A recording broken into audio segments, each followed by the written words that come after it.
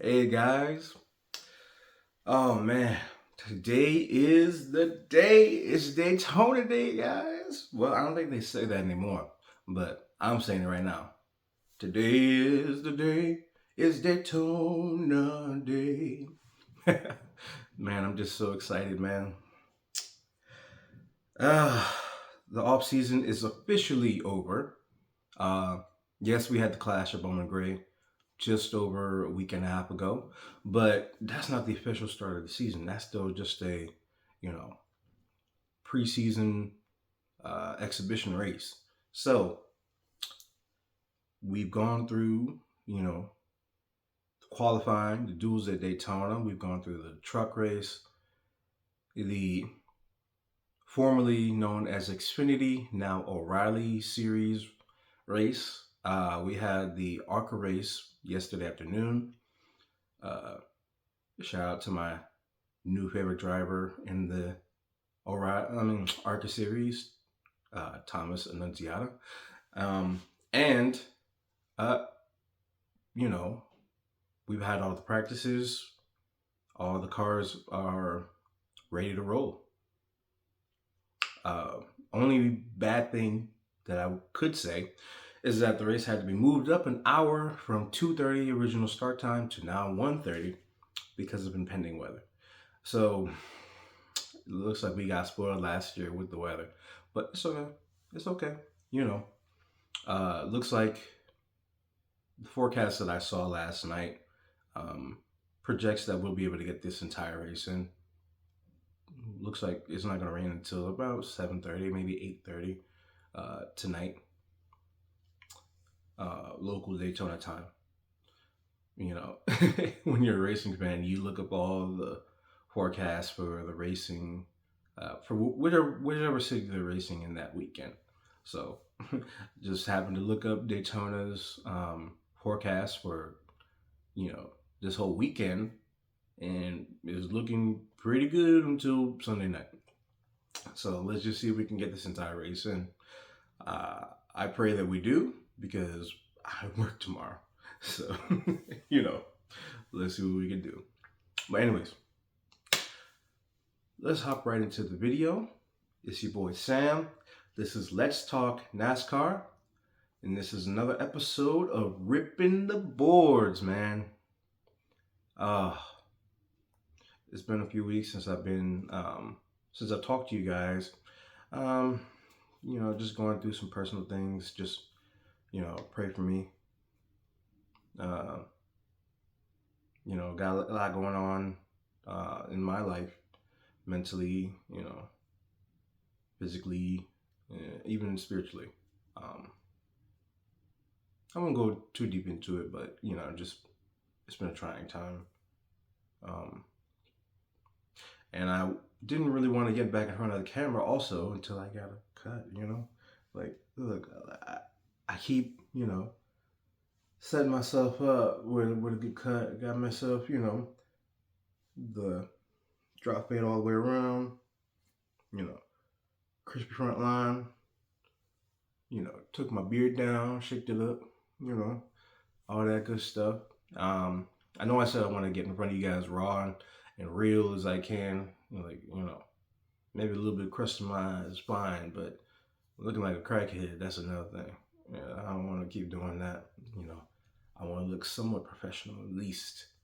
So, couldn't get back in front of the camera looking rough, man, looking rough. So I had to save myself. But let's get back to the topic. Today is Daytona Day. We have 41 drivers in the field today. Usually we would only have 40 for the Great American Race right now. But we have Jimmy Johnson in the same role that Elio Castroneves was in last year. He's, that I forgot the official name, but it's the provisional for drivers who have extensive racing background, whether in NASCAR or other disciplines of racing. They have a free slot in whatever race they choose. Um, whatever race they choose, And so Jimmy Johnson decided, this would be a good race for him to use that on because he is a 7-time NASCAR champion. He's also raced in, the Baja 1000. That's where he um, started his racing career. He's done motorcycles, come up through the ranks in NASCAR. In the was then I think Bush series. Worked his way through to be a Cup driver, and then I quickly became a Cup champion, and then became a 7-time champion. Oof. But anyways, yeah. So he decided to use his provisional for today's race, which meant basically no matter what, he was going to race. So we had 45 cars attempt to enter, Jimmy Johnson included, and the other 36 chartered race cars. So that means we have seven slots that were up for debate. Did I say seven? I mean 8 slots that were up for debate. No, I'm stupid. I just woke up, guys. Leave me alone. Sorry. 4 spots. 4 spots up for debate. And I was happy to see that, Dale Jr.'s number 40 car that they raced last year with Justin Allgaier, they ran it back. And this year, they didn't even have to wait till the duels to get locked in. They locked themselves in on speed and qualifying this year, which is amazing. I'm not a big fan of qualifying myself, but to be able to see that Dale Jr.'s program has been able to put together a car that can qualify in on speed, I like that. I think that's really good. I think that, I'm just not a big qualifying person because I never felt like, yes, it's important, but if you're fast, you're fast. You don't need to necessarily start up front. If you got the speed, you're going to get there eventually. I mean, qualifying up front might help you get a little bit of stage points. Actually, may not, depending on where you're at. But if you're fast, you're fast. That's what I always feel. And especially at all these qualifying at Daytona, Talladega, and now Atlanta, that's not really exciting. It's not really exciting because, especially with these cars that have so much drag, you get top speed maybe 184 by yourself down the straightaway, which, and that's qualifying trim. When, in the draft, they can get well close to 200. It's ridiculous, especially with this car, with how much drag it's got. Anyways, let's get back to the topic. Man, that ADHD is doing his thing.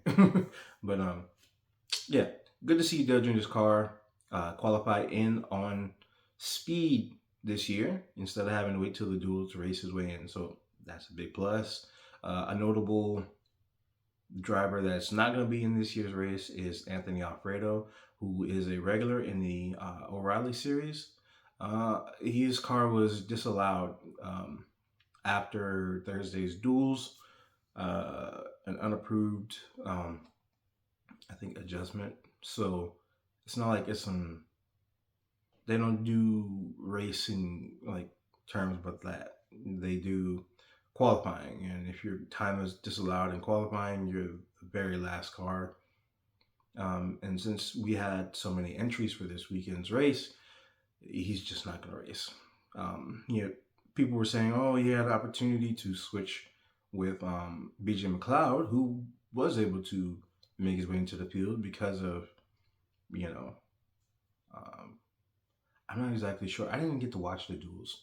I need to go back and watch the duels. I don't know if they were in the same duel race, but people were saying that BJ McLeod should be, should just give his car to Anthony Alfredo and, get a little bit of change and, for his troubles. I was of that same belief. I think BJ McLeod is, he's a world class driver. He races in NASCAR, so you have to be a certain level of driver. But I feel like Anthony Alfredo is a better driver, uh, at least at this time. I think he's a better driver than BJ McLeod is. Not to say that BJ McLeod is a bad driver at all. He's not. You have to be amazing just to be in the field. So, yeah. But yeah, I was of that belief that BJ McLeod should have given up his ride for today's race. But from the reports I saw, that he didn't want to do that. He wanted to start today's race, which is well in his prerogative to do. I mean, he earned the right to be in the race. His car was approved, no issues, and he's gonna be in. And so I'm excited to see, with all the cars that we have. I think Casey Mears was also in the race. JJ Yeley was another notable that missed this year's race again. I think that's the last 3 years in a row now that he's missed the race. Yeah. Uh, like JJ, he's a world class driver in his own right. Um, but he mainly just helps out like smaller teams. Not necessarily that are super super competitive, but you still want to be able to see not field fillers, but like guys who they will work their ass off to get into the field. And I'm a little bummed out that JJ didn't make it. So, um, but I think 2 years ago when he didn't make it and Jimmy was able to get in, um, instead of him, I was actually excited, because I'm a Jimmy Johnson fan.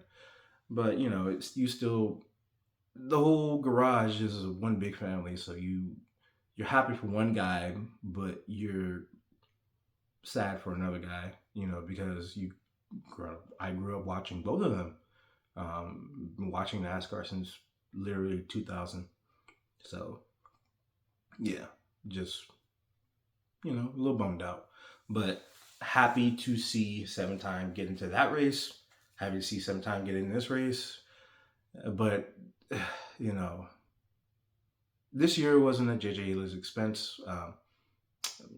Other circumstances took that out, but I think also is Chandler Smith in this year's race? I really have not been able to keep up with stuff this year.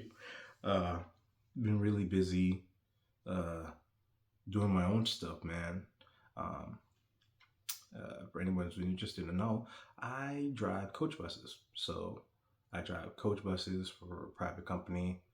Um, my pastor, my pastor's a driver, so he gave your boy a job. And I drive to the best of my abilities, just trying to make ends meet.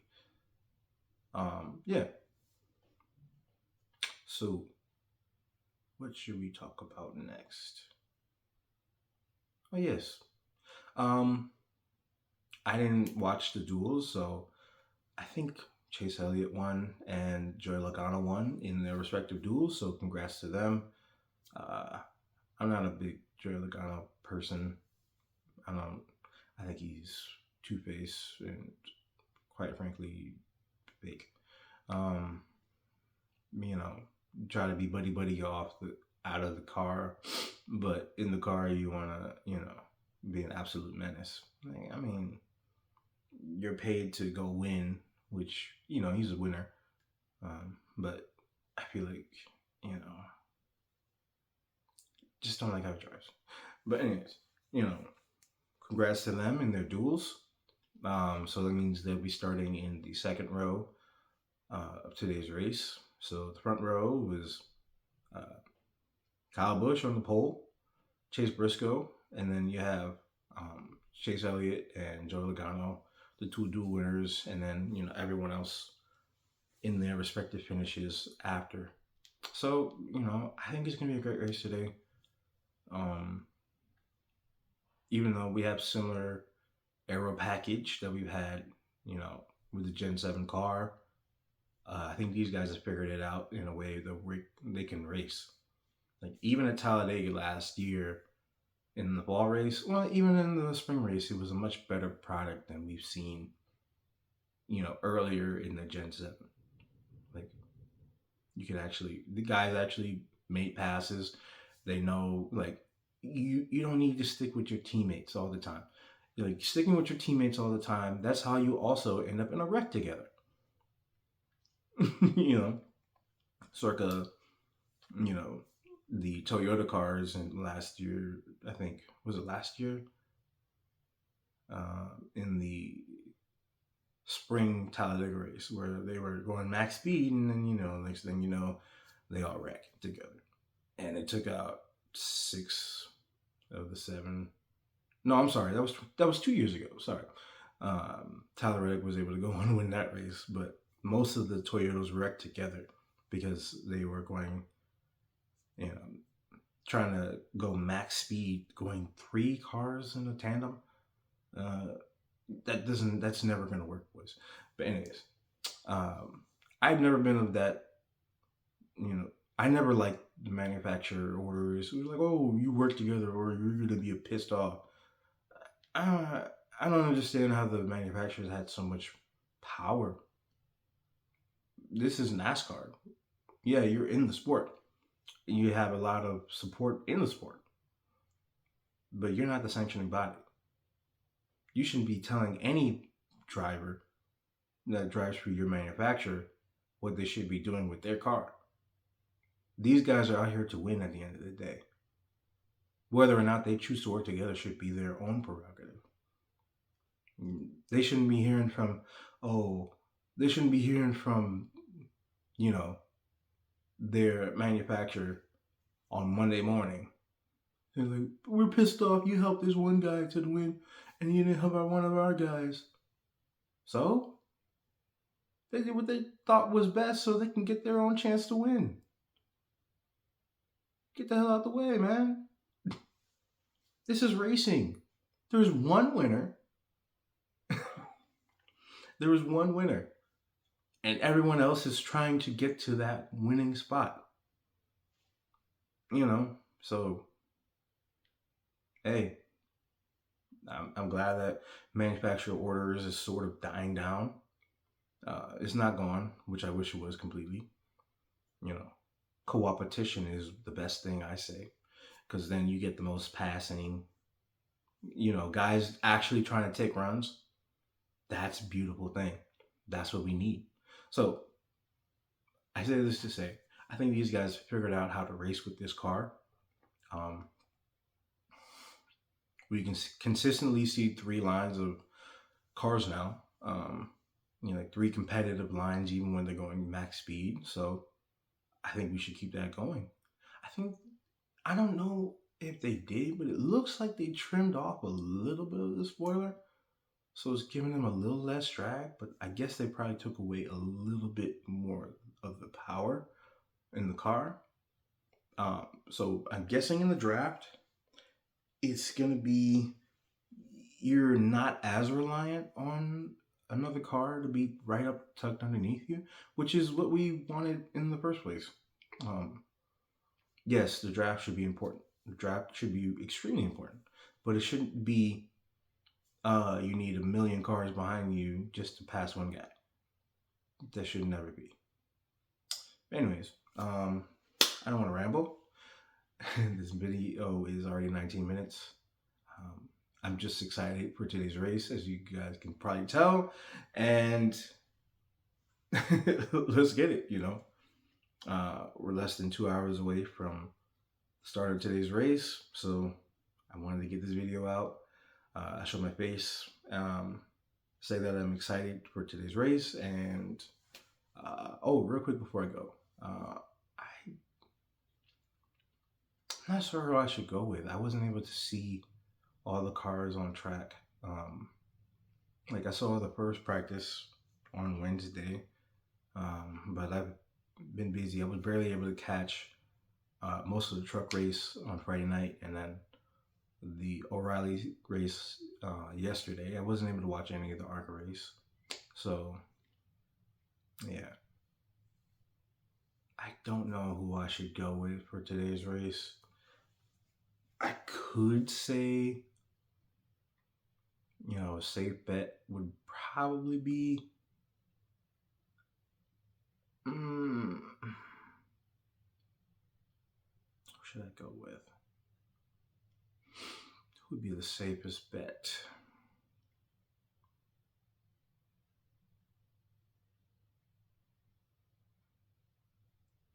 This race is such a toss up now. I don't know who I should pick. Let's just go Chase Elliott because he won his duel. Um, and you win your duel, you probably got a fast car, so that's what I'm going with. Chase Elliott. And with that, I'm signing off. This has been another episode of Ripping the Boards. I'm your boy Sam. Make sure you can follow me on Instagram at Twitter at Let's Talk _NASCAR for more from me. Until the next video, I will catch you guys. And you can leave comments in the comment section. Make sure you subscribe, and I will see you guys in the next video. Peace.